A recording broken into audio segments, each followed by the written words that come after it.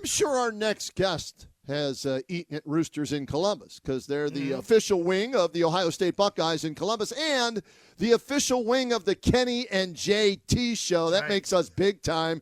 And we have a big-time guest joining us right now to tell us the latest on what's happening at the OHSAA with high school football. Tim Stried on the hotline right now. How are you today, Tim? I'm good, Kenny, JT. Great to be with you again. Yes, I do love Roosters. Now, if you go to Northwest Ohio, it's called Frickers. Same restaurant, different name, two brothers. Of course, this is all more information than you need. But yes, I do love some Roosters. Actually, the one on Olentangy River Road near Ohio State had a kitchen fire and is currently closed. So that's unfortunate. Yeah, we were talking about that with Sean, who owns the Roosters up here in Canton, and he told us about that. So they're going to hopefully get that back up and running and get things back to normal. And I guess the perfect segue would be, hey, we're closer to being back to normal with the high school football playoffs, according to some coaches who thought 16 teams was too many making the playoffs. And this release that we got today says you're getting it back down to 12, Tim Stried. Share with our listeners what went on to make that happen. Sure, you're right. Well, our board of directors is here in Akron right now, and all of our district athletic boards as well. And our staff is here in Akron as well. In fact, we're in the fifth inning of the second Division 7 semifinal. Minster is up on Russia 3-1, so we're in the middle of our baseball state tournament.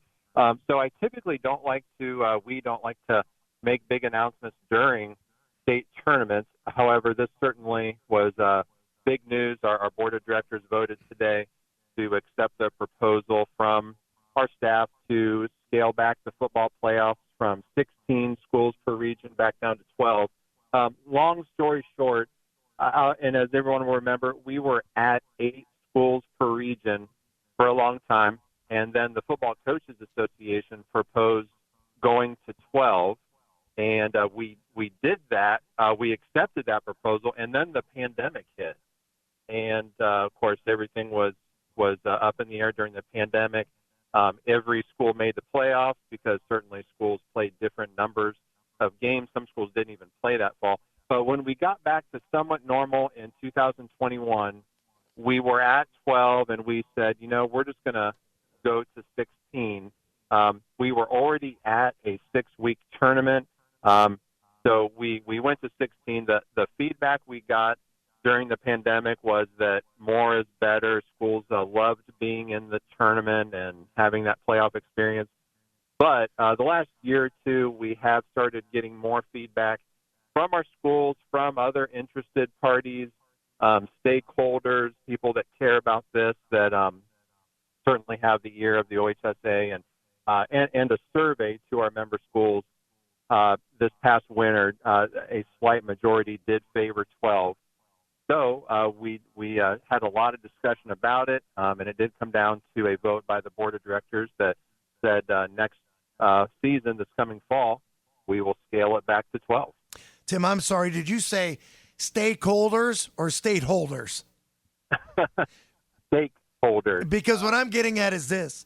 That's a long season. By the time the thing's over, it's pretty cold outside. How does this affect the length of the season, or doesn't it? Well, it does not affect the length of the season. It will still be a 16-week season.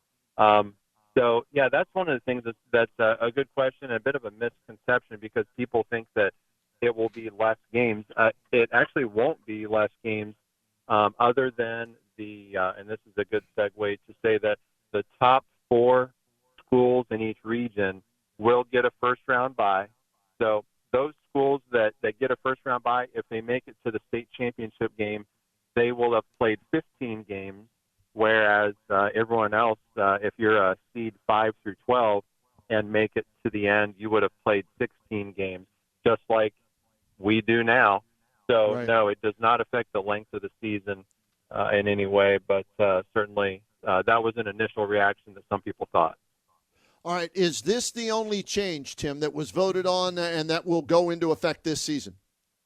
Well, there was one more fairly significant one, and that is that instead of the first 2 rounds being at the higher seeded team's field.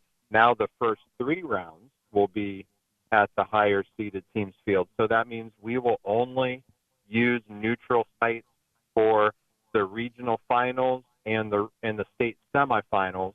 In the past we've used neutral sites for 3 rounds before getting to your backyard in Canton at the Hall of Fame for the state finals. We bumped it up to the first 3 rounds because, and this is something that we heard from some of the schools that are normally a top seed. They're used to getting 2 home playoff games. And Right. that's a big deal. That's a big crowd. That's a lot of concessions. That's a lot of parking. Of course, the OHSAA pays them a fee to host the game, so they make rent on that. So by us incorporating a first-round bye, that was a part of the survey results that we heard. A lot of schools said, hey, we're normally a top seed. We wouldn't mind to have a bye, but we really like having 2 home playoff games. So that was the other part that the board approved today, is that in the first 3 rounds of the playoffs, the higher seeded team will host the game. Tim, is there ever a time in the postseason where you run into any problems finding host sites for these football contests? Sure do. There are fewer, and that's a part of it too, honestly, guys. The number of high schools and colleges that are willing to host a high school game on a Friday night in November. In my time at OHSAA, that number is shrinking. The number of administrators, whether it's at the high school level or the college level, that are willing to say, yes, I want to be a neutral site. We have some great sites, don't get me wrong. We have a lot of sites that do a great job, but there's fewer than there used to be. So certainly by going to higher seeded team hosts takes the burden off of the OHSAA to find neutral sites. By the time we get to the regional finals, of course, that's 28 games. We can do that. So that's not an issue. But, when we were at neutral sites for the regional semifinals, that's 56 games. And, Yep. Of course, that's a lot of sites to find, and especially with some of the schools that have very nice stadiums. Well, if they're still in the playoffs, they're not going to host. So that's always been a challenge. That is certainly one of the bigger challenges when we get to the football playoffs, is finding those neutral sites that, you'd love to have the perfect site halfway between both schools that are playing in the game. And it's kind of rare that happens. Usually one school is going to go a little further than the other, but it does alleviate the burden a little bit on finding 56 sites for the regional semifinals. Happy to have with us Tim Stried from the OHSAA, as they have announced today the changes to the football playoff format for the upcoming season. Instead of 16 teams getting in each division, it's down to 12.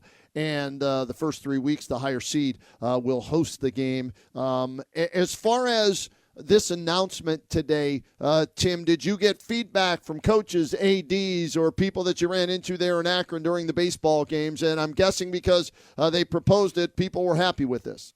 Yeah, they were. Yeah, absolutely. The overall feedback has been positive. And, that's looking at comments that, could be in the media, could be on our social platforms, talking to people here in Akron at the baseball state tournament. It's been overall positive.